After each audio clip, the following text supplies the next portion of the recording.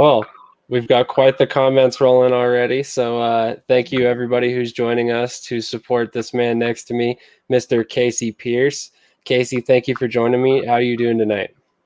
Hey Sam, I'm doing great. It's a little bit chilly up here now. We got through a warm streak, so it's a little bit colder tonight. But I had the day off work today, doing good, rest day from the gym. So I'm just happy to be here right now. Definitely, definitely. What kind of temperature are we talking? Are like below freezing? Not quite that cold right now. Checking on the weather app, we're sitting around 40, 42 degrees right now. We were originally up in like the 70s, almost 80s at one point, so it was kind of a little bit of a temperature change there for a little bit. But I like the cold. I got a couple extra layers on me, so I'm able to take care of that. You know what I mean? Definitely, definitely. So, talk to me about your decision to sign with the Columbus Lions for the 2023 season. Yeah, so the Columbus Lions, obviously, there's a very long history of them having been in the NAL and other prominent arena leagues. There was a lot that went into it. I talked to Coach Mack. Coach Mack, approached me on a phone call. Yeah, and not only did he talk to me, obviously, about football and advancing, but he also talked to me about what it means to be a Lion, the community that you're being in. And that to me not only meant a lot, but he was asking me questions like, hey, man, how was your day at work? Hey, hope you're having a great day, and actually asking me how I was as a person. And that really meant a lot to me too. Coach Mack has a lot of experience. He was the DB coach for the Albany Empire when they won the championship this past year in 2021. Had a really great squad. And with everything that he brings to the stable, the staff that he's putting together, the legacy of the Lions themselves, I felt that it was going to be the best fit for me, not only in terms of arena play, but for me advancing my career. Because with alignment, there's a lot of opportunities that are now opening up. You have the XFL, USFL, MLFB. There are a bunch of different opportunities that are opening up. But as far as arena goes, when I had the options on the table, I definitely felt like Columbus, not only from an organizational standpoint, coaching standpoint, player, fan base, all of that stuff, it really kind of fit me. That, and I'm a little biased. I love the color blue. I love the colors and the rebranding that the Lions have done. So when it came down to it, that was really kind of what helped me make that final decision. Definitely, definitely. How can you argue with that color combo? I love it. With that being said, I'm very curious how much of an adaptation is it going to be for you to play both ways this upcoming season? So I think the big thing for me is having to understand that I'm going to have to play a full quarter, basically full bore. And that's going to be a little bit difficult because normally you're used to making a long drive, score a touchdown, and then boom, you're off to the bench. You're getting some water and whatnot. Now realizing that, oh, yeah, now you're going to have a guy that you probably just spent the past 15 minutes kicking the crap out of him. Now he's going to try to kick the crap out of you. So it's definitely going to be interesting from that aspect, from a mental perspective.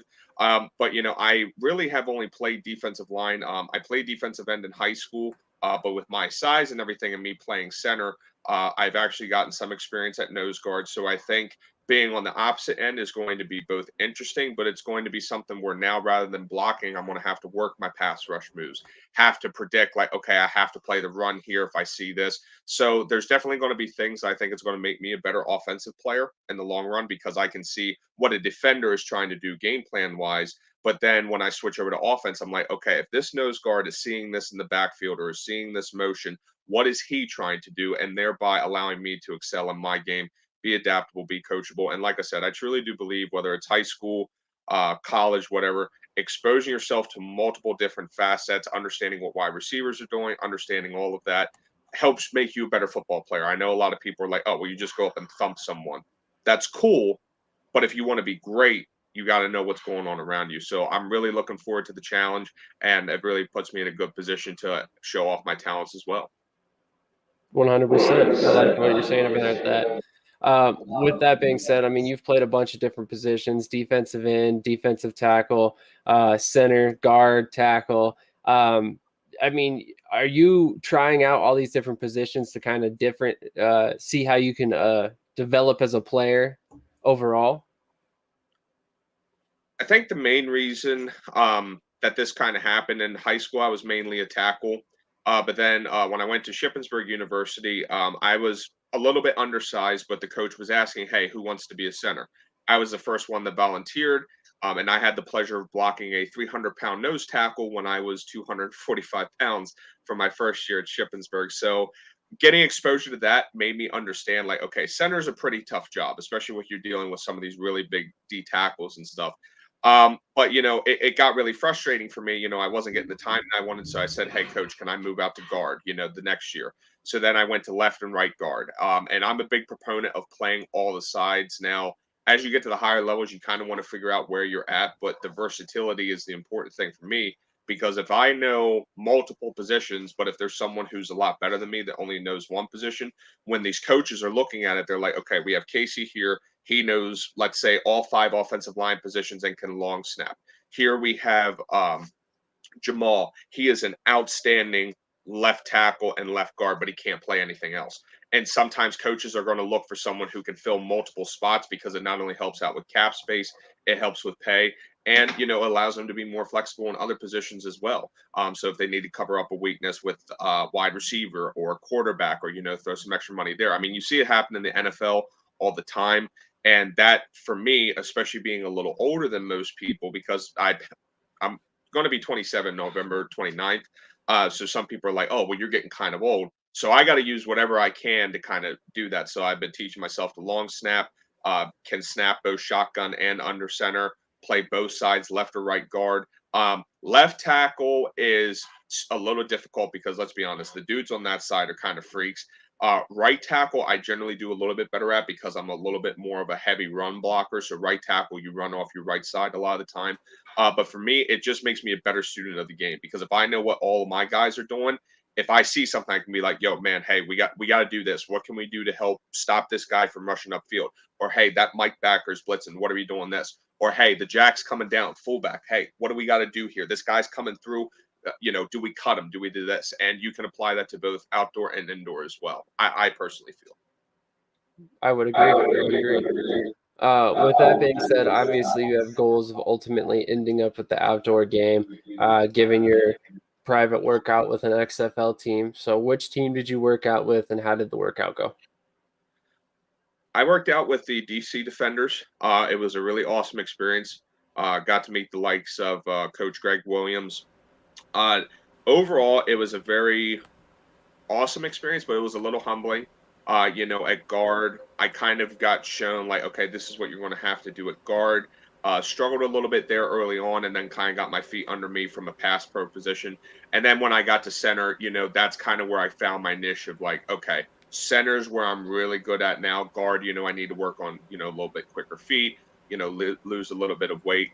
But I mean, there were a lot of great guys there. I actually, one of my teammates, Bobby McBride, who actually signed with the Lions, I actually ended up 1v1ing him during the pass pro. We ended up linking up there. And, I've worked with a lot of the guys who Griff actually sent to that as well. The coaching staff was really great. Um, it was one of those things where it came down to, I got beat one or two more times. But for me, I don't look at it as a loss like, oh, you didn't get called up afterwards. It was more or less like you got personally invited to this workout out of God knows how many people. You were able to come compete. You showed it. It may not have worked out now, but now they know your name. Now they know, okay, Casey, he might need to work on a few things, but man, can he run block? Or man, is he nasty? And those are the opportunities that I was never allowed coming up from a high school perspective, sometimes from a college perspective as well. So for me, being able to do those sort of things and be able to have that opportunity is, frankly, to me, it's kind of a miracle once you hear it for yourself. You know what I mean? 100%. 100%. Um, so I'm curious. I mean, obviously the NAL is very, very creative with how they use their players, as we spoke about before. Smaller rosters, you have to.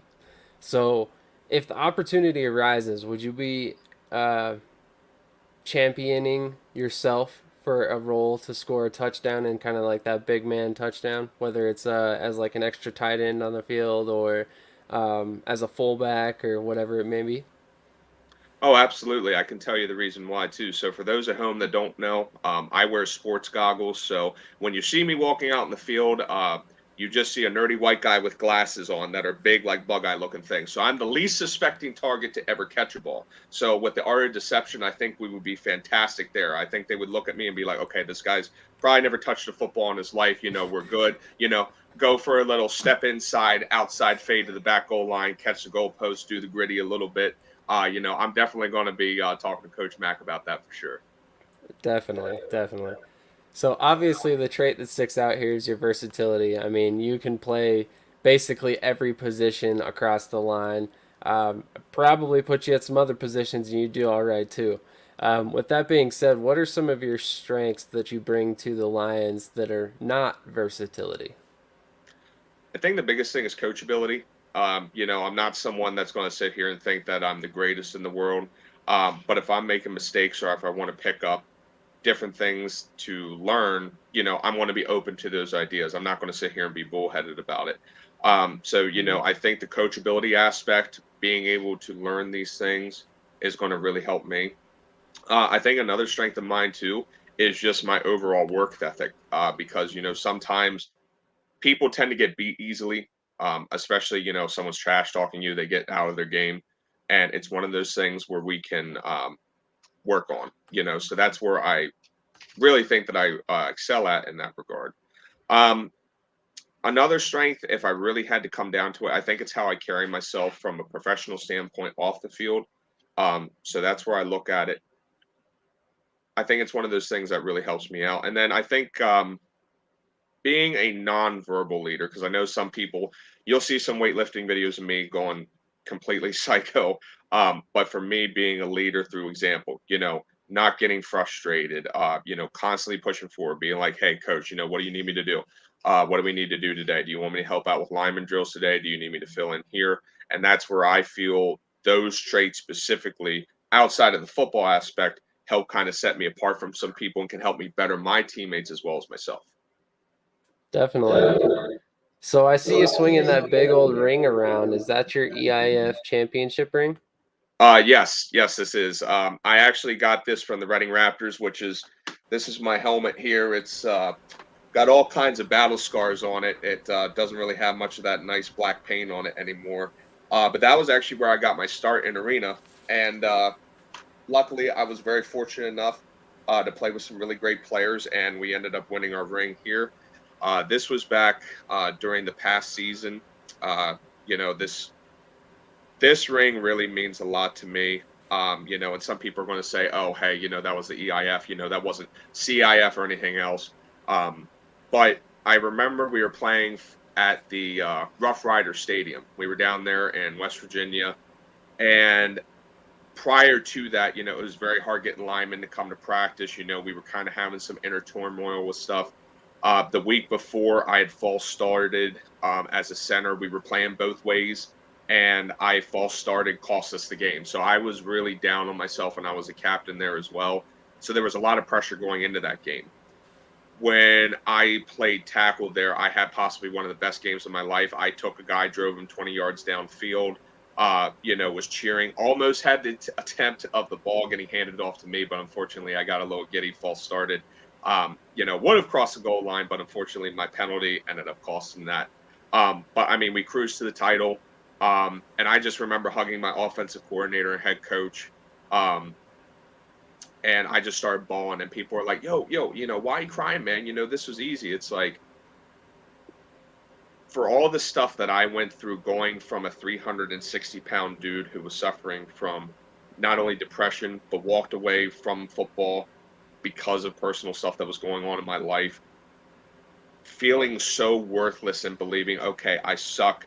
I'm never going to get this chance again. And then having someone say, hey, come play semi pro. And then having people starting to believe and say, hey, you can do this, you can do this. And then getting that belief and overcoming all of that and having linebackers spear me in the head, having whole teams trying to fight me because I play mean. I don't know when to stop.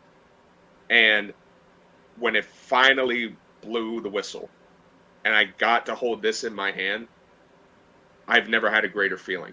And the accomplishment, the blood, the sweat, and the tears, that led to me ended up getting recognized as someone who came from semi-pro to get even a shot in the CIF.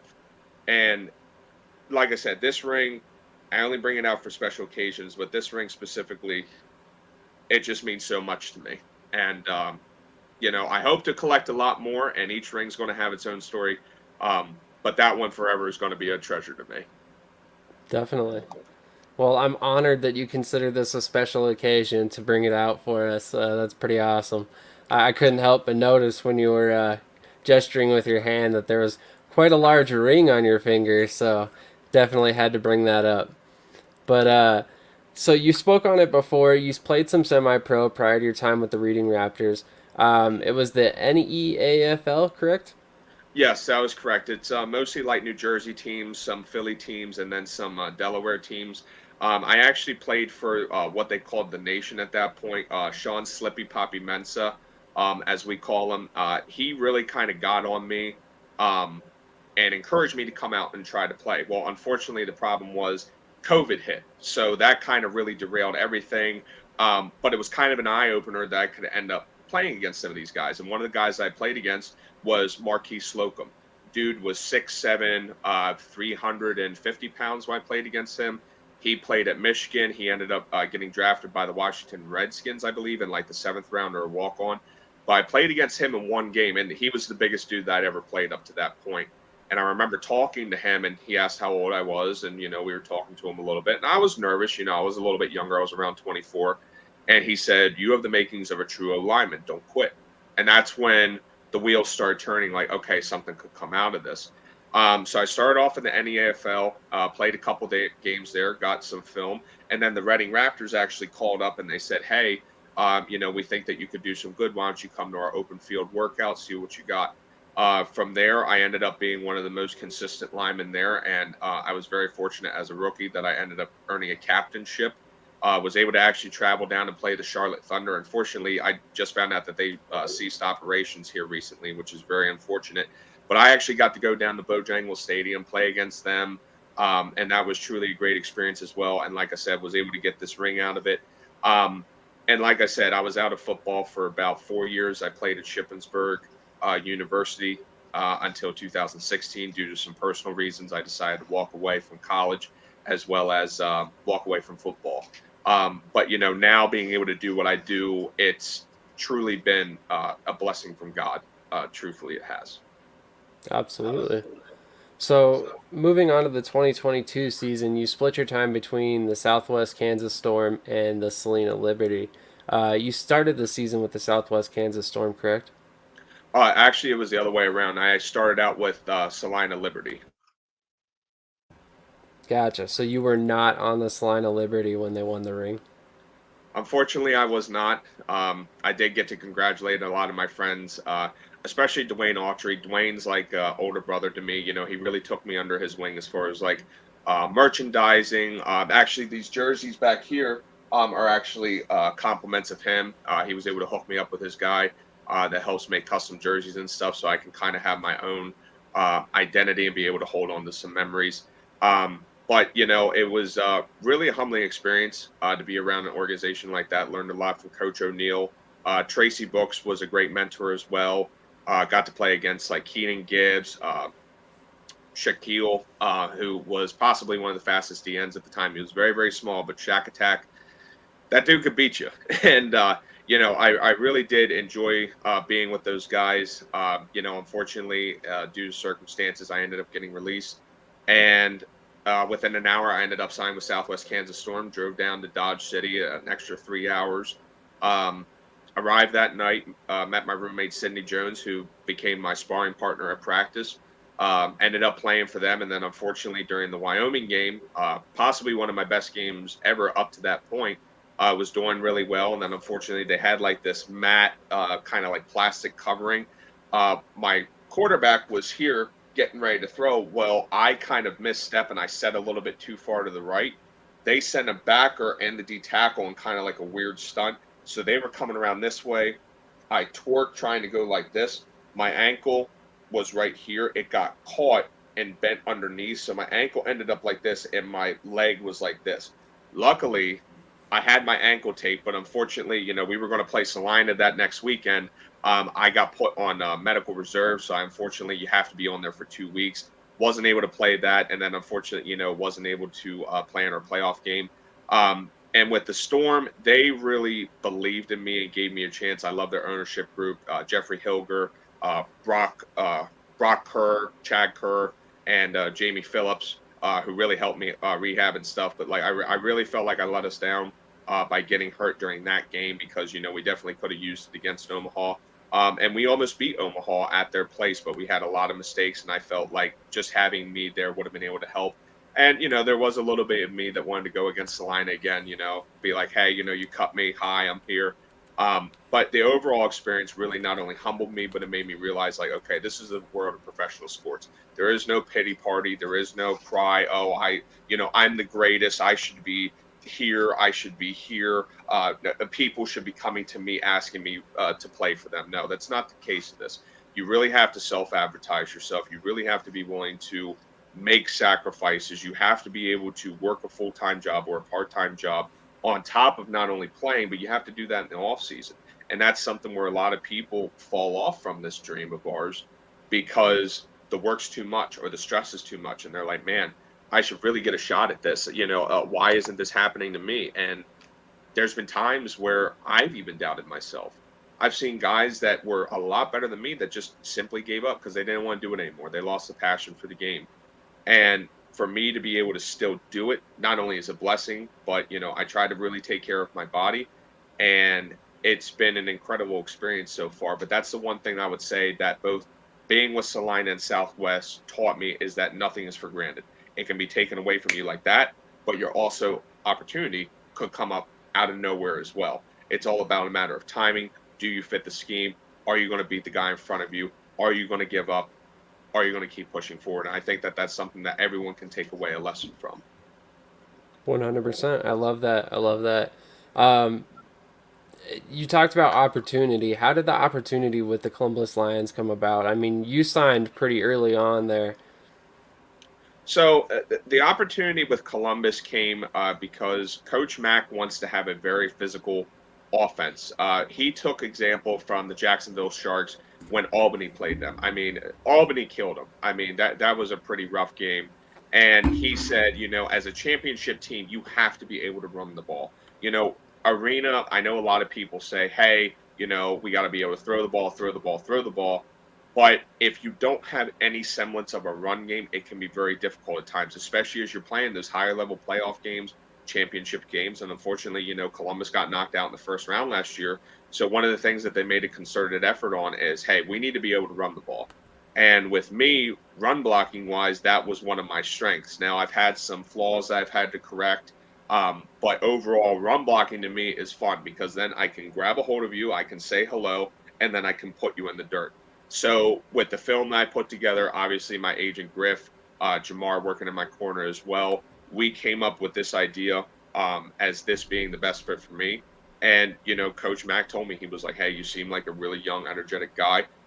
My goal here is not only to win a championship. I want to see you succeed. I want to help you move up to those next levels." So for me, getting really excellent quality tape, not only with Columbus, finding an extra home and being able to sit here and then move on to that next level whenever that may come was really important to me. So I think ultimately what really stuck out to them was just how nasty that I could be.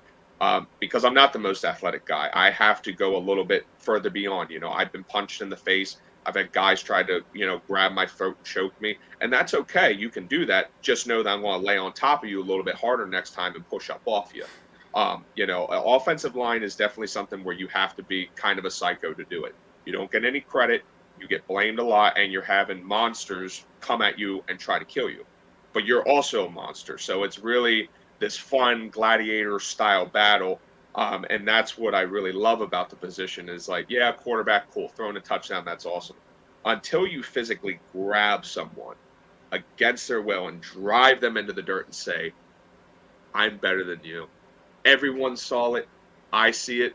And you may beat me, but just know that I put you on your back. And that to me is the mentality that Coach Mack wants with this offense. We got some really great fullbacks coming in. We have some really great young linemen that are coming in, and we're hungry for it. We're not all veterans, we're not all concerned about, oh, well, I'm not getting paid this amount or this amount. We're ready to win. We want to come in here not only dominate, but we want to be able to do what we can to not only get better, but we want to be able to establish the run game. We want to be physical in all aspects. And being soft, which I have been at times, there were times in my career where I was soft or I was passive. You can't have that at this level. And that's something where we need to come in with this season, especially with us opening night. We're going up against the San Antonio Gunslingers, opening stage April 1st. Everyone's going to be watching us. So we have to set the example like you come to Columbus, let's go. This is how you do it. Line up across from me. Let's go. You and me. Let's go. I want to beat you more than you beat me. Let's have a show. And that's kind of the mentality that I really think they're trying to build in Columbus. And that's why they're bringing me in, as well as some of the other guys like Bobby, Daquan, and Brandon Smith. Definitely, definitely. I mean, you spoke about it a moment ago. I mean, there's quite a bit of talent coming into Columbus. I mean, especially at the quarterback position, wide receiver, across that line, like you spoke about. I'm very encouraged by the roster they're building. Not least of which because of the fact that they brought you in, of course. With that being said, I mean, which player, and I don't want to get you thrown under the bus here, but which player defensively are you most excited about going up against in practice? Truthfully, I think Claiborne. Claiborne's been a really solid veteran for the Lions. You know, he got re signed. He's a solid veteran presence. You know, I watched a lot of film of him last year. He's a very nasty player.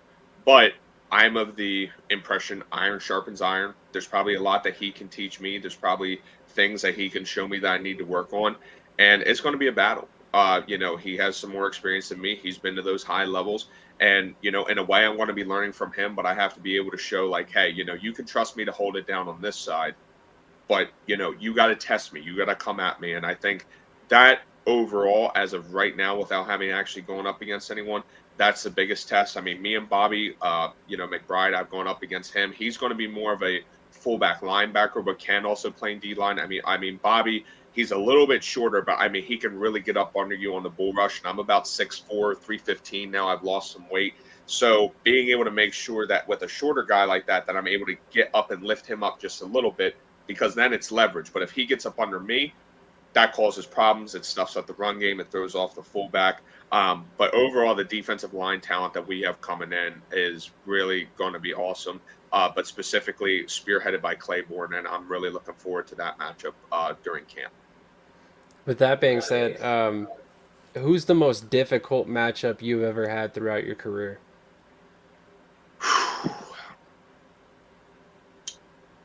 That's a tough one. I have a couple in mind. I'll actually go back to this season. Tony Thompson for the Rapid City Marshals. Tony is about 35, has arms literally bigger than my head. He's about 6'4", 330, but he's solid muscle. I went against him in my second game with the Southwest Kansas Storm. We were up at Rapid City, and for the first series, the how he just got a hold of me, ragdolled me, and shook me around. I was like, who's this? Who is he? And I remember it shook me up so bad. We ended up now thank God we ended up winning the game. But that first series, you know, I don't like admitting this, but like I was so rattled, I got benched. And again, with me being my first pro season, it was really a pivoting point, because if I didn't come back in that second half and stand up to him, not only are we going to be down a lineman, the team's not going to believe in me, and I'm probably going to have to drive 24 hours back to Pennsylvania. So Coach V came up to me in the locker room at halftime. He was like, "Hey, are you ready? Can you handle him? Can you at least stop him enough?" I said, "Yeah, Coach, I got you." I changed some things up, you know, was able to try to do my best against him. And, you know, in the second half, I improved. But that first half that he kicked my ass so bad that I got benched, it was one of those things where it's not only very humbling, but it showed me where I needed to get. And, you know, I actually talked to Tony now. You know, he gave me some great insight. And, you know, he's really been a positive, encouraging influence to me as well. But I would say, in terms of sheer violence, he was by far the best, hands down. And then obviously, you know, my teammates that I ended up going against with the Salina Liberty, I mean, they had just a nasty defensive line. Specifically, Keenan Gibbs as a nose guard, he was up there leading the league in sacks. You know, you had Shaq Bradford. Shaq was maybe about I want to say 5'9", 5'10", generous, but the dude was so fast, and he would do the quick head fake, boom, and he was inside. And one of the things I struggled with at Salina, because I was still new, was I would go to overset a little bit. Well, my inside hand would overset. He would slap that down and get right past me. So from a speed technique side, definitely Keenan and Shaq are up there. But I would say as physical, brutal, matching up to me size wise and everything, I would definitely have to go with Tony Thompson, who played for Rapid City last year. Great answer. Great answer. I love that. You had very, very thought out answer there. Um, so I'm interested. There's a couple different things that I wanted to ask that are slipping my mind at the moment. But being that you're playing center currently, how do you go about getting on the same page with your quarterback? I mean, obviously you're projecting line calls as far as your protections, and obviously you want to be on the same page as your quarterback. So you're making the right calls as far as your quarterback's concerned. So how do you go about that? So I would say with any center quarterback relationship, you guys have to be best friends. And not necessarily best friends, like you're always hanging out with each other and like the same stuff. But you really have to be close and understanding, like, okay, if he's on a 30 play, he's looking for a quick boom, get it out quick. If that's the case, can we let the backer come free on that? Can we let him, take himself out of the play? Or is this guy just too much of a speed demon to where I have to call, hey, Bobby, check one, I got two, and have my quarterback trust me on that. And someone who really taught me the value of that was Chris Barrett. I actually went to camp with him at Salina, and we were actually roommates. And he actually played for Reading at one point too. So we kind of were on a collision course.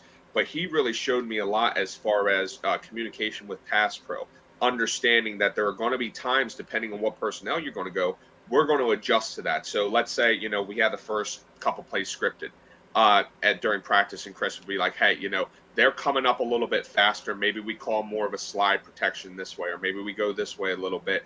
Or, depending on who's in there, hey, let him come through. I want to use him as a hot read. I want to hit a slant over middle." So Chris really showed me a lot of that.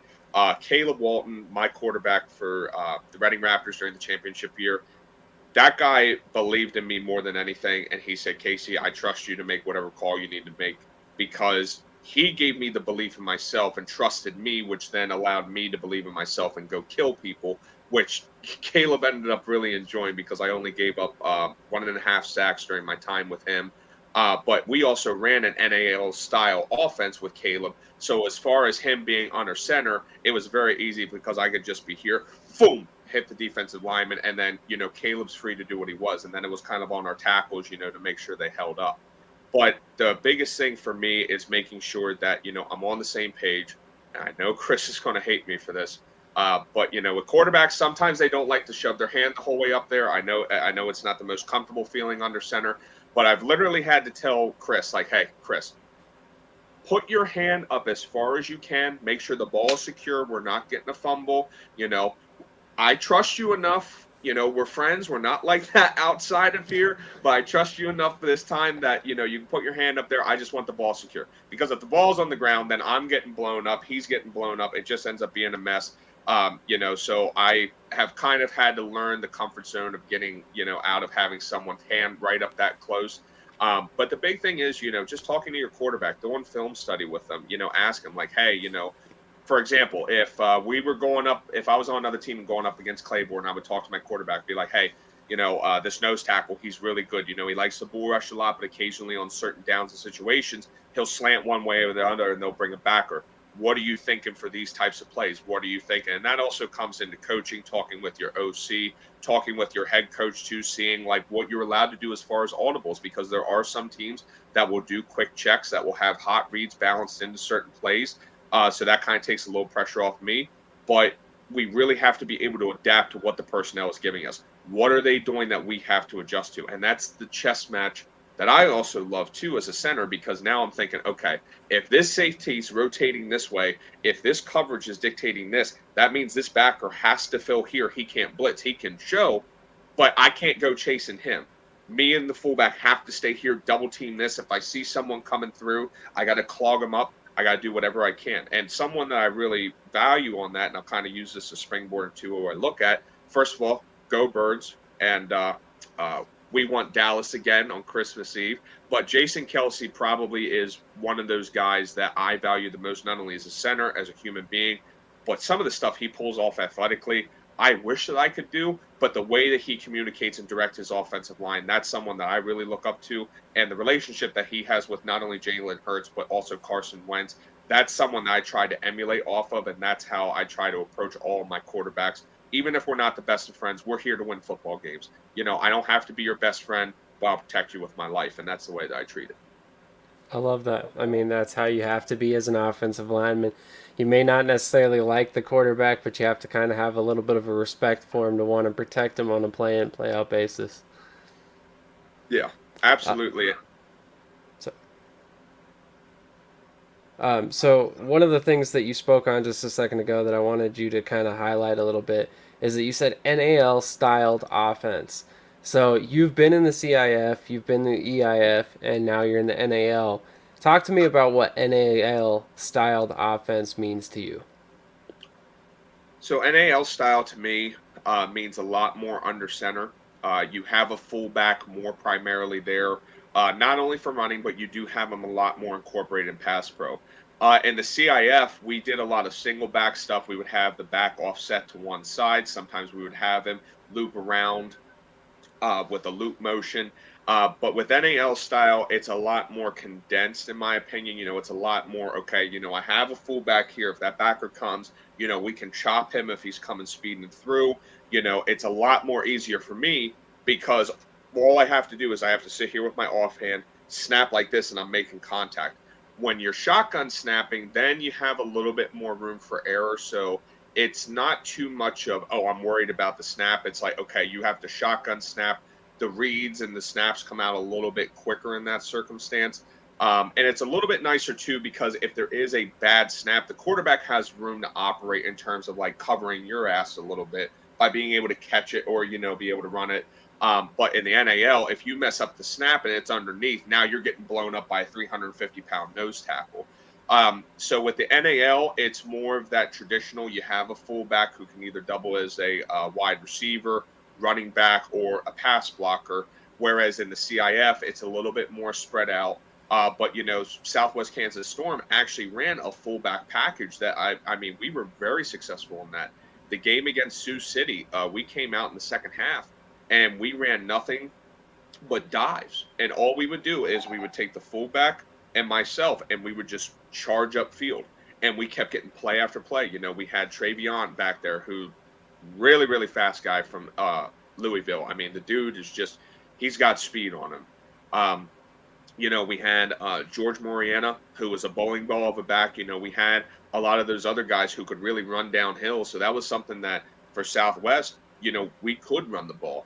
And that's one thing that I felt really hurt us when I went out because now we have to take our fullback and substitute him as center or move our guard in the center and do a whole arrangement thing. So that's still one thing that sits a little sour with me because I felt like I let the team down. But again, I can't control an injury. I just can look back on it, understand what happened, be thankful for the teammates and stuff that I made. But I mean, for me, either way, it's going to be fun regardless. But the NAL to me is a little bit more of a brutish style. But that doesn't necessarily mean your offense has to be brutish, if you get what I'm saying. Because you can do a lot of spread stuff out of that offense. You can do a lot of hitches. You can do a lot of touch and goes. There are some screen concepts. You could have a tight end pop pass. There's a lot of things that you can do. It's just a matter of what you want your identity to be as a team. It just might look a little bit more old school to the naked eye because you have a fullback. And an outdoor fullbacks aren't, outside of maybe like the 49ers and I think maybe the Ravens, you really don't see too many fullbacks. So that's where some people may sit there and think, oh, well, I don't know what kind of offense this is. And that's what makes it nice. If you have someone who can duel as not only a playmaker, but someone who can take a linebacker and put him on the ground, that's where your offense then becomes more versatile. Plus, you have to worry about your QB. If you have a QB who can run, that makes the game so much easier for offensive linemen because now the defensive linemen have to worry about this guy getting outside contained, chasing too far upfield, and our quarterback has room to run. In fact, Giovanni Sanders, who was my quarterback for majority of the time at Southwest Kansas Storm, there were times where, if something happened, he could make plays with his legs. And that makes our job easier because even if we totally messed up as the line, he's getting like a 20-yard gain. We're like, all right, Gio, yeah, sorry, we let all the guys past you, but you ended up getting past. So there's so much that goes into football. And that's why I really love the game, because we could have a long discussion about, oh, what's the difference between CIF offense, NAL offense, and I could go on and on and on. And unfortunately, that's one of my habits is I tend to talk, but I'm very passionate about this stuff. I love the game, both arena, outdoor, and that's where I love being able to dive into this stuff because most people don't want to listen to this stuff, and that's okay. But that's also why I want to get into coaching, why I want to get into helping people, and that's why this game and what I do means so much to me because I'm here to help the younger generations get to where I'm at and being able to say, wow, that guy overcame a lot and was able to do it. He got through a really bad situation and he was able to do this. To be able to have God in his corner, overcome all of this, and now I get to sit here, talk with football about you, and be able to share my story with others. And that's why I love this game. Sorry that went a little winded there, but No, you're fine, man. As you know, I wasn't as prepared as I normally would be. Little peek behind the scenes. My computer decided to do an auto update, and with it went all my questions. So currently, we're kind of winging this, and Casey's doing me a solid by filling in all the details he possibly can while we're going. So I really appreciate that, man. With my next question, I'm curious how it may have changed given that you've signed with Columbus and you'll be playing both ways. But who are some players that you personally study when it comes to technique, whether it's offensive line or defensive line now? study like professionally or guys that I've seen like in the leagues previously? Like either way. I mean, if you're out there studying your opponents and you're kind of picking up on techniques, or if you're studying professional NFL players and picking up techniques from them, or however. So in game, it's difficult because rosters have so much turnover outside of your really core players. So sometimes it's more of an in-season thing. And I personally haven't been able to delve into who's all signed and everything. I mean, rosters are changing daily with the USFL draft and stuff like that. There could be someone now who's in the draft pool for the XFL. All of a sudden, they're now on my team or on another person's team. But I would say, as far as people that I really study, when it comes to center, I look at Creed Humphrey for the Kansas City Chiefs and Jason Kelsey. Those two specifically, I really look at because I have more of Creed's wrestling background and build, being a little bit more of a mauler, whereas Jason, from an intelligence and quick agility and being able to finish on the second level, I have those abilities to finish on the second level really, really well. But I like Creed's style of him being a mauler. If I'm looking at a guard, I hate to say it because Quentin's kind of fallen off a little bit this year. Quentin Nelson, I mean, for the first couple years that he was in the league, I mean, he was just a monster. I mean, he was a freak of nature, but I mean, the dude is just so smart. He's able to get a hold of people, be able to lock them down. I mean, he stood with the best of them. I don't know what's going on with the Colts this year. That's a whole nother topic for another day. But you look at guys like Joe Bonito from the Browns, who again, very large human being, but can move people against their will. So as far as like the interior line, those are guys that look at, and then obviously I got to go with the birds for the next one, man. I'm looking at Lane Johnson for tackle. I mean, that dude has not only put so much work in, but the fact that he and others like Duke Mayweather came up with the concept of be patient with your hands, set back with your hands back like this, invite the defensive lineman to come into you, because now if you're coming into me, you're playing into my game. I'm not giving you a way to go. I can say, oh, come outside. Then whenever you react, boom, I'm inside. I have you held, and I can be able to stop you. I mean, you could see it during the Dallas Cowboys game. I mean, once Lane Johnson went out, Micah was able to get some more pressures. I don't believe he got a sack. I think he had 3 pressures and maybe a half a sack, but you could see that difference. So for me, those are the guys I'm really looking at from studying from the pros. And I'm not going to be able to replicate everything, but it's very important that you're being open to look for new things, new techniques. There's the old pop them on the head for the center trick. If I have a nose guard that's just sitting here trying to bull rush me, first thing I'm going to do, pop, right in the head. And then he's going to look at me and be like, yo, yo, yo. Well, now I've thrown off his game because he's now completely discombobulated, which is my favorite word to say. Um, but there's different things that you can do. There's hay bales, there's a lot of different moves. I actually do a little bit of jujitsu on the side, and that's actually where I learned from oh, what's his name? It's called Tip of the Spear Development, but he actually played in the NFL for a number of years, but he ended up transitioning to jujitsu. So I ended up picking a lot of those different techniques up as well. And, obviously, I have a lot of great teammates that Griff has worked with over the years that I've been able to talk, communicate with. A lot of the guys I met at the XFL, I was able to talk to them, get some techniques from them, some of the techniques from the coaching. So I'm always willing to learn and see new things. And like I said, the more tricks that you don't have to use them all. But like when you're in a tough situation, you got a nose guard that's doing this, or you got a backer that's doing this, now you have that toolbox where you're like, okay, this situation, what can I pull out? Oh, I got to flip a hard move into a chop. There's a lot of different things that you can do with that. But I mean, I got to go with my Eagles too. The Eagles, I mean, their offensive line right now is playing well. You can learn a lot from them. And, that's kind of where I'm at in terms of studying from a professional level. And then obviously, I look at what my opponent did versus another team. I try to see any tendencies I'm seeing. But it's different every week to week. Teams are going to do a certain thing. Arena's a little bit more simpler in the fact that you're able to have kind of a decent game plan of what's going on, but there are adjustments always being made all the time. So that's why it's so important to do film study. 100%. I mean, definitely well said there. Um, Man, I totally blanked my question right there at the end. Hold on a sec. Let me pull up my list here. What do you see yourself doing after your career, other than the obvious, which is, of course, making regular appearances right here with me? Oh, absolutely. You already know that's in the bag. Um, I would say so. I'm currently working on finishing my degree online. It's like in exercise science as well as nutrition. So that's a very big part of me, especially with having lost as much weight I've lost going from 360 pounds to now being around 315. Nutrition and exercise are very big for me. Um, but actually, the Elite Warrior T-shirt that you see in the back here was inspired by my coach and current trainer now, Ken Miller, and he preaches helping train the young people. And in fact, I ended up being able to be a high school coach for Fleetwood Area High School, help coach the likes of Will Ryan, Gavin Nooch, the Thunderbug, Morris, and he's able to go out there and level people.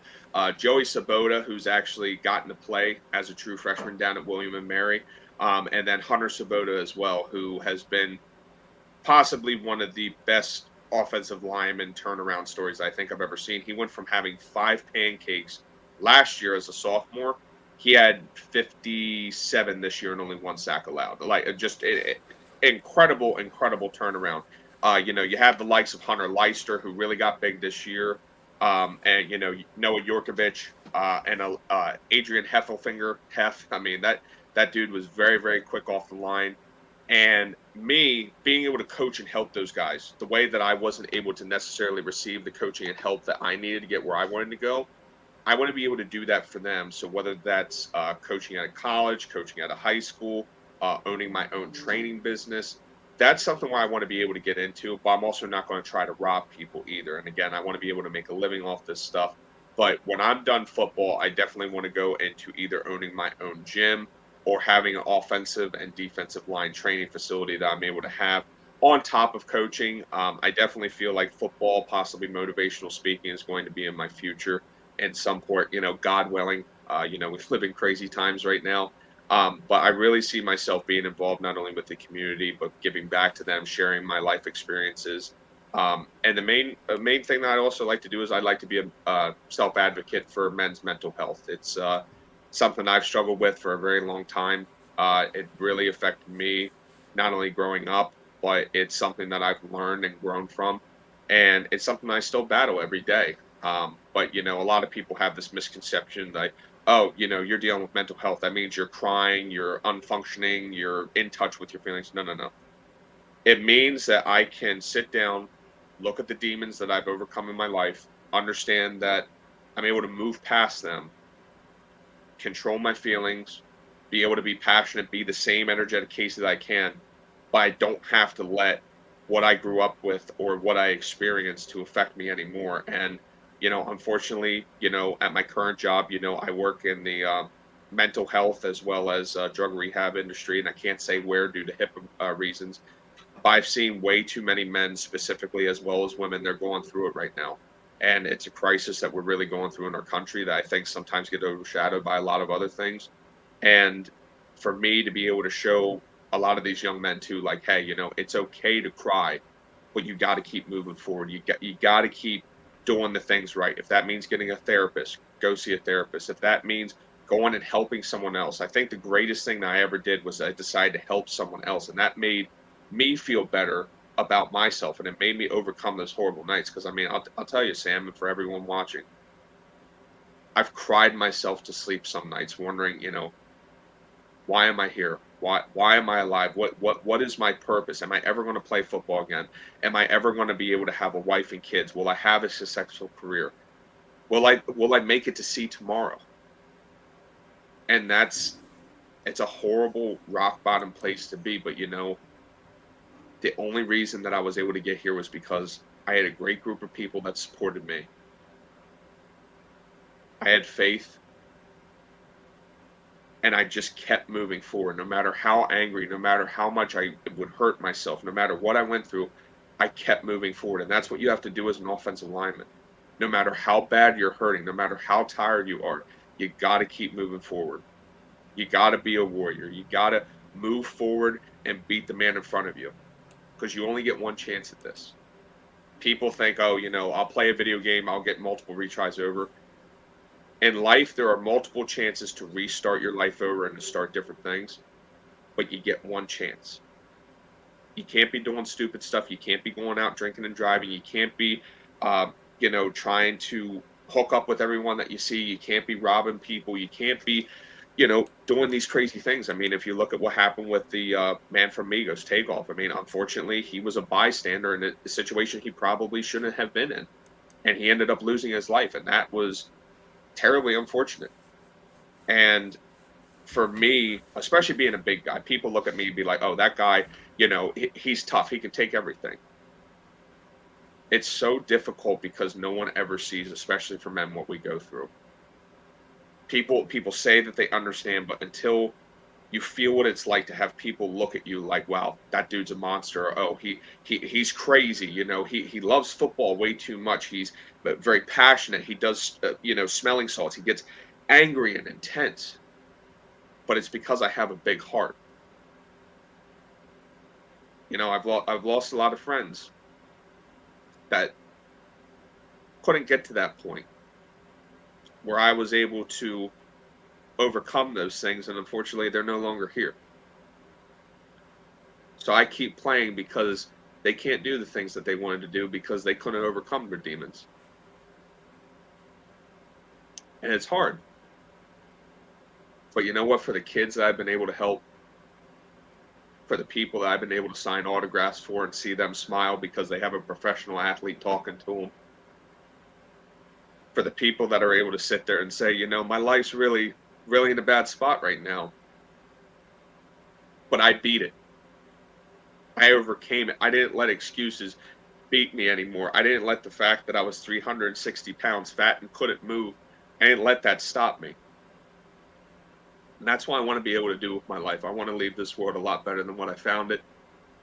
I want to be able to use my time on this earth to be able to inspire people like my little brother Harry, who is the light of my world that keeps me going. I want to live for those people. I want to live for my friends and family. I want to be a positive light in this world. I want to play football and I want to hurt people while doing it while I can. And really enjoy myself doing that and being able to be a light for people and not being afraid to talk about these things. And that's what I want to be able to do with my life. Definitely. Definitely. We got some other players tuning in. Loren Stefan says, "You ain't the only one. Salute to bringing awareness to mental health, adversity." And then Sydney Jones tuning in as well. So definitely thanks for all the support, guys. Thank you for tuning in. It's been a lot of fun learning about Casey's career. We've kind of been talking off camera for quite a while. So this has been in the works for more longer than I can honestly remember at this point. But it's nice to finally get you on here. So I'm curious. I feel like I know where your answer is going to lie, but as an offensive lineman, would you rather run block or pass block?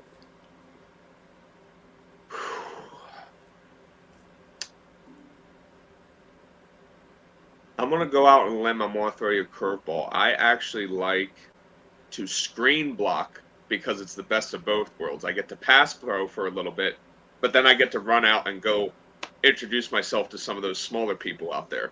And to see their eyes light up when they see me running at them, it's an absolute joy. Um, but I mean, like I said, blocking is blocking. It's fun. It's challenging. And as my helmet here shows you, it's like how a lot of marks on my body are. It's a lot of battle scars, but guess what? I'm still moving forward and I ain't falling back. So that's where I'd say I'd love to screen block because it's the best of both worlds. I get to be a little passive with it, and then I get to trick you, and then I get to go kill some small DB who's talking crap. I love that. I love that. So a man you mentioned earlier, Jeffrey Hilger's tuning in. He says you're a great guy, Casey Pierce. I've had kids from the school in Lakin ask me about you. Hopefully I pronounced that city right. Yeah, yeah, no, we did a school day there. That I went and we were able to share our stories with. We played catch with them. We ended up playing like racing games and stuff like that. I mean, it was really really fun. Um, you know, a lot of guys were able to go and do that, and that's one thing that the Southwest Kansas Storm actually won this past year was the Community Service Award. And I know people are like, "Oh, well, what's that matter?" If you don't have a good community backing, that means no ticket sales. You're not going to be having people interested in the situation. You're going to have people think like, "Oh, look at these guys coming in from out of town. They have no respect." When you're able to help those young kids, especially with some of the backgrounds that they come from, it's really really heartwarming. Especially when you see some of these kids, like we had one guy. He one of the teachers came up to us to be like, "Hey, we have a child who's special needs," and to see the light on his face when all these football players came in and we answered his questions, I mean, there's nothing like that in the world to make someone else happy. I know a lot of people are like, well, I love to see people happy, and we want to be happy. We weren't put on this earth just to be selfish creatures. We're very social. We're meant to interact, and we're meant to help people and be there for people. And that's something where I love being an offensive lineman because my job is to protect people. You can throw bullets, you can, beat me with a baseball bat, you can do whatever you want to me, but you're not going to touch the people behind me. And that's where all the blood, all the pain, all the sacrifice, that makes it worth it. Being able to hand a kid an autograph photo, that kid may hold on to that for the rest of his life, and he'll be like, yeah, I remember when he signed that. That's Casey Pierce. He made it to the NFL one day. And that's something where there's nothing like that. Like for example, my little brother Harry, he's 11. He's actually asleep right next to me right now over in the chair. Uh, he unfortunately was born with a hole in his heart. So for a while there, my family was worried. Is he going to be okay? Thank God he ended up being a happy, healthy kid. Well, this is his jersey that I ended up getting for him for his birthday, and he wore it to school. And all the kids were asking him, "Who's that?" And he was like, "Well, that's my brother." And there's kids that know about the XFL and USFL now, and they're like, "Wow, that's so cool. Your big brother's doing that." And to realize that I have someone who's proud of me simply for that and all the crap that I've been through in my life, being able to have kids that I've coached be able to come up to me and say, "Casey, you changed my life, coach. I want to be D1. I want to be D3. I wouldn't be here without you." And it just fills me up with so much joy. But all I can say is, listen, I just gave you the belief. I helped you get to this point because I believed in you. The same way that I believe in you, Sam, and what you're doing here, you're able to bring these stories out to people. You're able to help people. You're able to talk sports, but you're also able to give it that realistic element that I feel like sometimes we lose when we see in the sporting cast world. But like I said, Southwest Kansas Storm with their community service and the squad that they're putting together this year, I'm very excited to see what they're able to do. I'm thankful for what they were able to help me learn in my life and better myself. And like I said, tell those kids for me, Jeff. I love them and Casey's rooting for them. All right. That's awesome. That's awesome. So you spoke very heavily there about supporting others, but why don't you talk real quickly about your support system, the people that support you when you're down? I mean, obviously you've got to have quite a few. You're talking about your brother and all these people, so go right into it. So my support system, obviously, it starts with my family. Unfortunately, I've lived through two divorces in my family, but I have a great stepfather in Brian Ekman. He's really helped me out throughout my life. I have my two brothers, Lane and Harry. Lane's 6'6", 280 pounds, and then Harry probably is going to end up being around 6'5", 350 pounds. I mean, I got some really big genes in my family, and most importantly, I have to really thank my mom. It's never been easy with Musk, but I mean, my mom has always supported me and always wanted the best for me, even though sometimes it wasn't necessarily the way that I needed it or wanted it. Despite the adversity that we've had together, I couldn't ask for a better number one fan. So obviously, the family's important. But I got to shout out my guys in my fantasy league right now. They're my best friends, the same guys I fought with in my high school battles. Caleb Groff, Toby Kreider, Zach Leonard, all those guys, Evan Mankin, Colin Buffington, those guys, Roy Ingerson, they check in on me. They're like, "Hey, Casey, how you doing? Hey, this is really awesome that you're able to do this. You're able to sign in." And it's really awesome that I have that in my corner. In fact, while I was playing for the Southwest Kansas Storm, I got a message afterwards from Caleb saying, "Hey, that's you on the TV." And it's like, it's crazy to see that.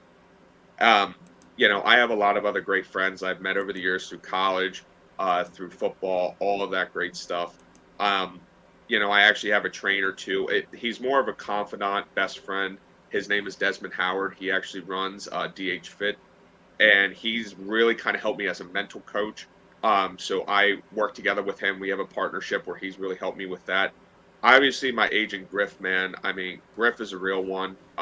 From his last interview with him and talking to him. I mean, that dude, he has been and seen everything. He's been an underdog most of his life. Jamar, his partner, has really done a fantastic job with keeping me in the loop, helping me with some of the bigger things that are in the works right now. And those guys, they text me and talk to me. They're like, "Hey, listen, we might be busy because we have a lot of clients, but we're proud of you." Because no one thought of this. I only played 2 years of college ball and didn't even start at Shippensburg. Played in a couple games, but yet I'm able to go and get these invites and do these stuff. And that's why people tell me, they're like, "This is a miracle that you're doing this." They can't believe it or wrap their mind around it. And it's weird because it's like, well, my friends believed. I believed, but a lot of people now are more worried about instant gratification. And that's where I got to realize, like, hey, not everyone has the same vision as me. But if I can inspire someone to pursue their dreams, that's where that support system comes in. And a lot of people don't have that. And for a very long time, I pushed a lot of my support system away. And the big moment for me was I had a counselor that I had for about 2 years. I remember my first meeting with her. I've had a lot of issues with women in my life. So for a long time, interacting with women was very difficult for me. So when I went to go visit my counselor, her name was April. We had a meeting, and I remember I was so angry. I slammed the door shut and I said, "I'm never coming back here." Ended up going back about a week or two later, and she wore off on me. And then finally, she was able to get through to me, and she exposed a lot of the things that I was going through. She helped me overcome not only years of trauma, but she taught me how to live as a human being. And I remember the last time that I ever saw her before she ended up leaving for another job. There was an article written about me signing, and I showed her my ring and I gave her a signed newspaper article. I was like, "Hey, April," and she was like, "Do you know how much of a miracle this is that you're even standing here, let alone doing this?" And it's crazy because all it took was a couple people to care. All it took was one person to say, "Hey, Casey, are you okay?" And then the last person that I got to shout out is Ken Miller. I mean, he coached for the Lehigh Valley Steelhawks. He actually was on the same staff that the Bucks female defensive line coach was on, and is actually really good friends with her. So I'm hoping that someday that maybe pays off as a ticket somewhere. I'm just kidding, Ken. I'm not going to use it for that. But I mean, Ken. I mean, he survived cancer. He's done everything. I mean, I chewed for 5 years. I heard Ken's story. I quit chewing. I haven't chewed in over 2 years. I quit cold turkey, and I was able to overcome that, but his main thing is the elite warrior, and as you can see here, all it is a Viking helmet, very simple design, but Ken really helps the young people up in the Schuylkill Valley, Haven area, and he has had a tremendous success. Worked with the Lehigh Valley Steelhawks until they unfortunately folded back in 2017. So he actually made me aware of what I was going to go into, and he told me you're going to need a lot of help to get there, but I think you can do it. And that still resonates with me. Is that one guy believed in me? One guy said you could do this, and now here I am. I'm incredibly blessed with not only all the support, but I'm able to now share my story and not feel ashamed of it. To be proud of what I've done and be able to inspire some of the guys in the chat that I know are some of my Fleetwood guys that they're going to go on and do better things and be better than me. And it's just absolutely incredible. And then I have a really good gym owner and Christy, who owns the Caged Fitness, where she's allowed me to come up there, lift whenever I want. And I mean, there's so many other people that I could thank right now. I definitely think when I share this interview, I'll definitely tag all of them. But I just can't thank you guys enough because, like I said, there's been some really dark times, and some of those people helped pull me out. They didn't necessarily save me, but just because they said, "Hey, I'm here for you." My good friend Thomas Haynes, who, believe it or not, punched me in the face at one point in my life. Four-time state champion wrestler for Pennsylvania. I mean, the dude's a monster. We play Apex Legend all the time. The first thing he asked me, he's like, "Casey, what's up? What are you doing?" If I'm acting like a knucklehead, Thomas will be on me. Or my friend Caleb Groff, if I'm not acting right, he'll be like, "Yo, what are you doing, man?" Chris Barrett, I mean, the entire Raptors organization, the guys in Salina, I mean, the guys at Saloon 151, where I managed as a bouncer for 2 years while I was, eating myself to death. I mean, there's so many people that I've been so blessed to meet in this life, and it's incredible. It's it's hard to put it into words because I shouldn't be here. In reality, I should have been buried 6 feet under my junior year of high school. And yet I'm here able to do this and share this with people because someone cared enough. And that's really special. Care to elaborate on that? I mean, why should So, you have passed away your junior year? so with my mental health, I unfortunately made the choice that I was going to take my own life. I had gotten to a point where I felt like my world was collapsing. There was a lot of things going on in my personal life, and I was breaking down pretty bad. And I didn't have anyone. I didn't talk to anyone. I just went about my day. I smiled, put on a good face, and then the only reason that I ended up still being here was because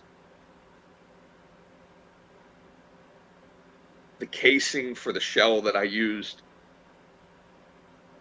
when the firing pin hit, it didn't go off.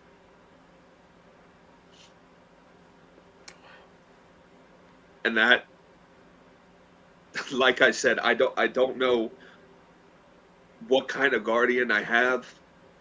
I don't know what I did to deserve it, but that's why I like this ring, being able to be here, share my story. That's why this is so important to me. That's why I dress like this. That's why I present myself like this, because I want to be able to show people that no matter how many scars are across my body, no matter how many times I've fallen down, no matter how many times people might question why I did what I did, I'm still here. I can overcome anything. I can be who I want to be, and I can help you get there as well, because all we have to do is help each other, man. all we have to do. We just have to show that sign. That's why this is very not only important to me, but that's why this has been such a big step for me to be able to talk to people and open up about these things because a lot of people don't know what it's like. People talk about it, but they've never actually gone to the lengths that I have. And it's really terrifying, but I'm still here. And I hope that whether I end up in the NFL, CFL, wherever my journey may take me, even if it's just simply to stay a professional arena player, I want people to be able to hear that because I've seen too many people lost. And I've met way too many great people to let that go out. So as long as I'm still kicking, as long as I'm still snapping a football, as long as I'm still breathing, I'm gonna make the most of what time I have. I'm gonna make the world a better place. I'll carry everyone on my shoulders because I can go as far as I can, especially with all the support I got. Love it. Love it. Well, I mean, that's an amazing story. I can't believe that. I mean, obviously somebody was looking out for you when that happened. I mean, obviously you still have a purpose here, and there's a reason why you're still out there playing football and doing everything you're doing. So, I mean, yeah, you definitely have to live like every day's your last because it very well could have been. That's an amazing story, and thank you for sharing it because I'm sure that was not easy to share. Yeah, I mean, there was always a fear that people would, judge you and everything, but and again, I'll reference Lane Johnson. Lane Johnson and Brandon Brooks talking about their anxieties and things that they go through. You had the tight end for the Atlanta Falcons. I can't remember his name for the life of me, but there's been a lot of people that have gone through that. And unfortunately, the NFL has seen the effects of suicide and people that have gone through those types of things. So I think the biggest thing that you can do is bring awareness to it and, you know, help men understand that it's okay to talk to people, that it's okay to open up about your feelings. And that doesn't mean necessarily getting all sobby and crying and everything, because I think there's kind of a negative connotation with that. But understanding that, like, if you're crawling on your last legs, don't just lay there and die. Don't let yourself fall into that hole. Like, understand that people can help you, but you have to ask for it. And that's something that me personally I had to learn is that if you're struggling, you can't just keep doing the same thing over and over and over again. That's what the definition of insanity is, doing the same thing over and over again, expecting a different result. If you keep doing that, you're going to end up in a really bad place. And for my friends that unfortunately lost their life, they didn't have anyone in that moment that they felt comfortable enough with. So it's really hard to talk about because most people look at you and be like, okay, well, why are you here? Why isn't my brother here? Or why isn't so and so here? And I can't answer that, but the only thing that I can say is that I can use my life to try to make sure that no one has to go through that pain as a person, as a family, and that's what my job is. That's why I do the things I do when I hand out that autograph or whenever I'm coaching someone. It's to make sure that they don't have to feel like I ever had to feel. And it's to help them realize that they are worth, that they are special, that they can be anything that they want.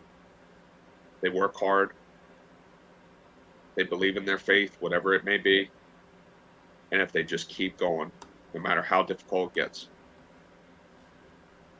Definitely. So Sidney Jones says, "Man, dude should cry. You sometimes gotta let that emotion out. Bottling it up only makes it worse."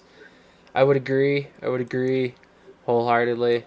And not that I really want to turn this into a PSA or anything like that, but Casey said it very well. I mean, when you're at that point where you feel like that's your only option, there's somebody to talk to. I mean, you may not necessarily even think there is, seek out help, whether it's a therapist or, your next door neighbor or the person at the grocery store in line. That's probably not the best decision, but I'm just saying, there's somebody out there that's willing to hear your story and talk to you and talk you off that ledge. And you never know who it's going to be. To say that a moment of weakness like that is something that we should judge anybody on at this point in 2022 is is kind of foolish because I feel like we've all felt like life was hopeless at one point or another, and there was someone or something that changed your mind and kept you going. So for you to judge anybody else based on that is it's not right. I mean, that's more an indication of who you are than it is the person you're judging at that point. But Casey, man, this has been a great interview. I mean, for us not even having the questions I had prepared, that turned out very well. Um, what a story, man! What a story. I mean, I was already a fan of yours before I knew the last couple minutes of this interview, but I mean, just knowing what you've been through, what you're advocating for, stuff like that. I mean, you're basically a living example that people need to realize that just to just keep living because eventually you'll get where you want to be and get the opportunities that you deserve. So I'm excited. I'm super excited to see you play in 2023, and I'm looking forward to what you can do with the Columbus Lions. Yeah, absolutely, Sam. Like I said, I appreciate all the support. I'm grateful that I was able to come here, not only share my story, but help your channel grow. I know you're probably going to get a lot more subscribers off of this, and helping people not only succeed, but being able to share my platform and being able to hopefully come back here someday, and see how far my career has been, and hopefully be an analyst someday when I'm old and withered away. But it's really been a great experience. I just can't thank you enough. Thank you everyone for tuning in today. Be sure to go follow Sam on his social media. Follow me on my social media, Big K79. Stay up to date with everything. Get ready for the XFL draft, which is coming up in a couple days, and let's go Eagles. Absolutely, absolutely. Hey, one more question before I let you get out of here. Where can we get one of those sweet Casey Pierce jerseys, or for that matter, that Elite Warrior shirt? Okay, so the Elite Warrior shirt is actually sold by my trainer, Ken. So if you want to reach out to me on Facebook, I'd be more than happy to arrange that to be gotten for you. And then my contact, Hussein, he actually runs his own clothing company that you're able to get. So, if you want to direct message me and place an order, I'd be happy to help you out. And you're going to be getting one as a Christmas gift, Sam. So don't worry about that one. But if anyone would like anything, to represent me and some of the shirts, I'm actually working with Hussein right now to come up with an idea for branding my message about being a survivor, being able to push forward, and really promote the advocacy of mental health as well as self-awareness as well. But if anyone would like to reach out to me, just look me up on Facebook, Casey Pierce, Big K79 on social media. And I'll share all that stuff with Sam, and I'll get all that stuff out to you guys. But like I said, Hussein has some really great products. Dwayne Autry is another good person to look into. He has a lot of great products, great on branding. And like I said, if you need anything, please absolutely feel free to hit me up. And if you need your clothing ideas or needs yourself, Hussein's a really good guy, and I can send you his info as well. And we can link that in the bottom of the description at the end of this video. Yeah, definitely do. That's something that's coming in the channel's future, very near future for sure. So that's definitely something I would like to talk to you about a little bit more. Um, Man, like I said, once again, thank you so much for coming on. This has been a good one for sure. I mean, I knew it was gonna be a good one, but you definitely opened some eyes. I feel for sure.